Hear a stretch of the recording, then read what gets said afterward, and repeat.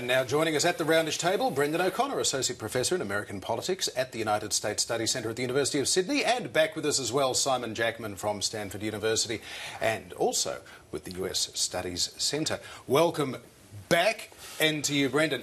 Ronald Reagan. Can you explain to us, for a lot of us here in Australia, he was kind of this sort of hokey throwback in the 1980s who sort of dithered his way out of office in a minor, or not so minor scandal, and yet Americans love him more than ever.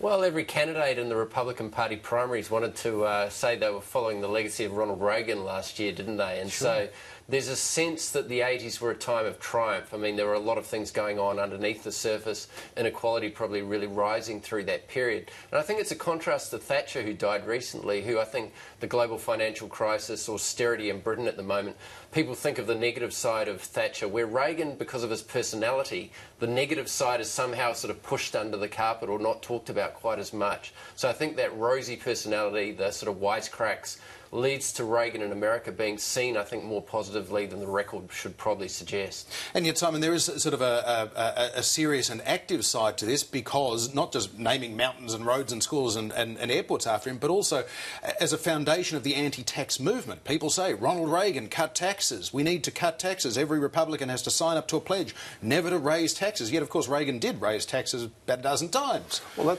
that's true. Reagan was a massive spender. But, you know, I don't think we can underestimate the long shadow that Reagan and Reaganism still casts over American politics this far down the track. It's really, you know, he made the image of the Republican Party, his second inaugural, that government is the problem, right? That really reframed, you know, American politics around that theme. The right of American politics still hews to that theme, that government is the problem. It's a remarkable position. There are very few conservative parties around the world with that radical a foundational proposition powering them still. The British Conservatives aren't like that. The Australian Conservatives aren't like that. But American Conservatives are, and that dates back to Reagan. And the straws in the wind before that, I'd go back to as far as Goldwater even. But it's Reagan. They've got a candidate who was electable and could execute that vision. And the echoes of that are still with us 30 years later. Yeah, and the top marginal tax rate when Reagan came in was 70% in the United States, and he got it down to around 25 to 29%. I mean, that was a massive transformation that's, you know, presidents have suffered with ever since at that top rate. Bringing up the debt, you know, it's been an issue that Obama really hasn't been able to get on top of. And, you know, moving it beyond 40% in the United States, I think is near impossible at the moment. Can we say, Brendon, whether that fundamental ideological difference between Republicans and Democrats who essentially say government is a force for good, Republicans say it should be small enough to drown in a bathtub, the words of Grover Norquist. Who's winning that argument right now? Do we say after two election victories for Obama that, in fact, government is good in America? Well, I think there's a tremendous stalemate, isn't there?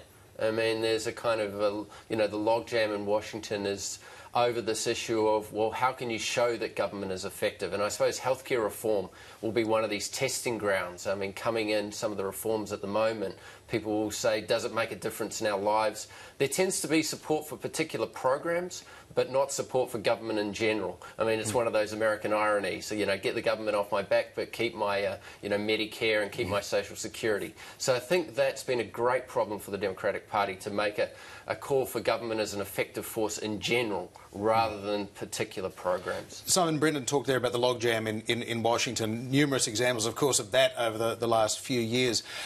Guantanamo Bay, again, President Obama, it's almost an annual ritual now that he vows to close Guantanamo Bay. He says he's going to do it for sure this time, but of course it's not that easy. How tough is it going to be?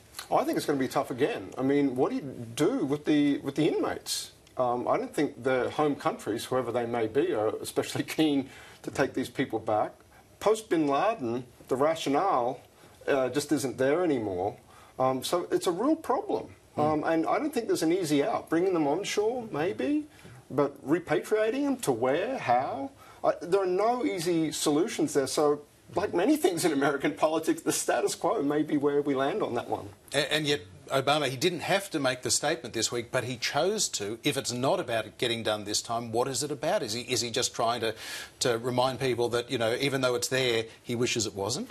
I think that's right. And I also think the hunger strikes, you know, got a bit of play in the media. And it would be an astonishingly bad look at this point, so far after 9/11, post-Bin Laden, for you know, exceptionally bad things to be happening in Guantanamo. So I think Obama was serving notice to the public and to people in the government that let's keep that under control. Let's keep continuing to think about and talk about ways of finding a solution. But I'm not optimistic that there is one. Yeah, I mean, 166 inmates still there. Quite a lot from Yemen, which won't be sent back. I mean, Yemen will refuse to have those people. So, as Simon says, you've got to find probably other third countries, pay countries like Bermuda to take the Uyghurs as they did, or send them to maximum security prisons in the United States would seem a sensible solution to me. These places have, very, very sort of hardened criminals in them, but the politics against that means that Congress will block that. I mean, that's what Holder came up against last time was, congressional pressure saying, not in my backyard. I don't want these people here as martyrs or whatever. So you've got people not really being brought to justice. This notion that justice is served in Guantanamo Bay, no trials, no official, findings on these things. That's why I think it was very wise that these bombers in the Boston case weren't seen as enemy combatants because, 10 years on, these people haven't been brought to justice in Guantanamo. There's no trial. So I think, Obama was signalling. It's probably one of these classic things of saying this is how I'd like the world to be. I want my legacy not to be I kept this prison open, but whether he can in fact change it shows the limits of the presidency probably. Brendon, what's your take on the situation in Syria? If Guantanamo was about Barack Obama saying, I'm not George W. Bush, it seems that Syria and his reaction to it is pretty much that as well. Yes, I mean, maybe he's overlearnt some of the lessons of, Afghanistan and Iraq. I mean, up to 100,000 people, maybe 70,000 is the UN estimate, have died in Syria. I mean, very nasty things are occurring there on a daily basis. So the United States, I think, has, pulled back from seeing itself as playing a role as it did in the former Yugoslavia in some regards. It's arming, I think, or it's providing military aid. It avoids that word arming the Syrian rebels, but I think it is a pretty tragic situation, and it probably is suggestive of a government that's, in Obama's case, rather cautious. I noticed the Washington Post has been hammering Obama on this as being too cautious, as having a confused policy, and I think there might be a little bit more movement in a sort of in the diplomatic front with Russia we saw, and maybe if there's a sense that chemical weapons were used, there might be talk of some kind of NATO action or UN action in Syria, but there is, of course, this this long sort of shadow of the Afghanistan and Iraq wars are really cast over this issue. Simon, do you think this is overcompensation from the Obama administration, or is this an admission that we're not the America that we were in the late 1990s or even in the early 2000s? Maybe we can't afford to even do that anymore. Yeah, I think the latter. And I don't see any great appetite in public opinion for getting deeper into Syria at all.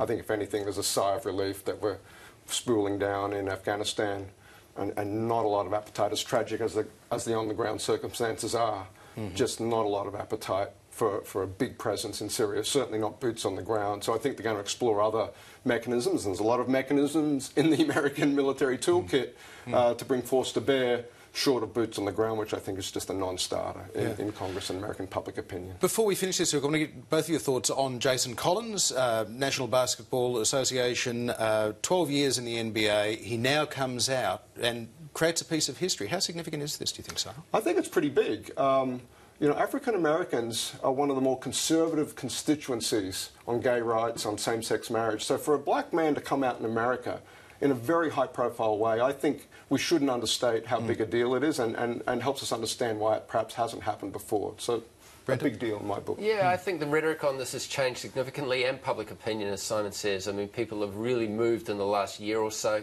I think if you had, expected this 10 years ago, you would have thought, well, this is a pretty big change. So opinion changes in America, the culture changes, but politics stays the same in many regards. Yeah, nothing changes until it suddenly does. All right, Brendon O'Connor, great to see you. Simon Jackman, good to see you as well. Thank you both for joining us at the roundish table.